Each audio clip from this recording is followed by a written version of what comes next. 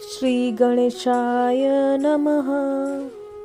મિત્રો, શું તમે જાણો છો, ગણેશજીનું વાહન મૂષક તેના આગલા જન્મમાં ગાંધર્વ હતા. કોણે આપ્યો તેને ઉંદર બનવાનો શ્રાપ? તો આવો જાણીએ રોચક કથા. હિન્દુ દેવી દેવતાઓ વિવિધ જીવો પર સવારી કરે છે, જેમાં ભગવાન ગણેશ ઉંદર પર સવાર છે. પરંતુ તેમના પાછલા જન્મમાં ગણપતિનો વાહન ઉંદર કોણ હતા અને તે ઉંદર કેવી રીતે બન્યો?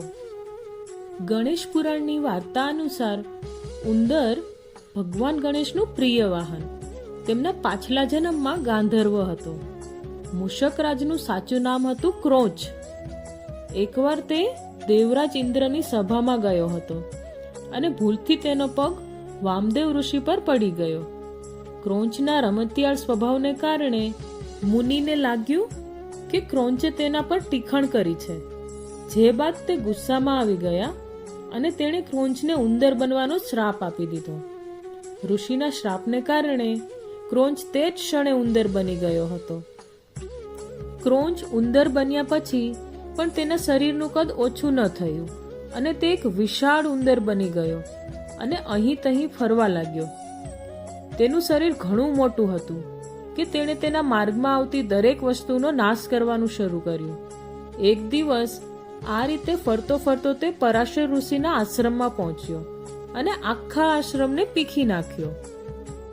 દુઃખી થઈને આશ્રમના તમામ ઋષિઓએ ભગવાન ગણેશને ઉંદરના આતંકનો અંત લાવવા પ્રાર્થના કરી.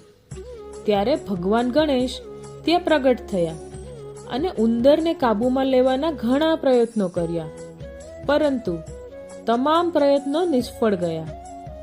અંતે ગણેશજીએ તેની ફાંસો ફેંકીને ઉંદરને પકડી લીધો.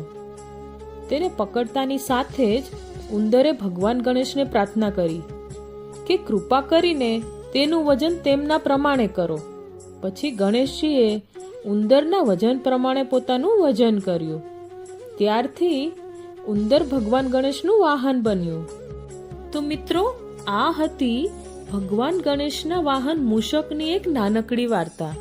વિડીયોને લાઈક જરૂરથી કરજો અને ચેનલને સબસ્ક્રાઇબ કરી લેજો, જેથી કરીને મારા દરેક વિડીયોના નોટિફિકેશન તમને મળતા રહે. જય શ્રી કૃષ્ણ દોસ્તો.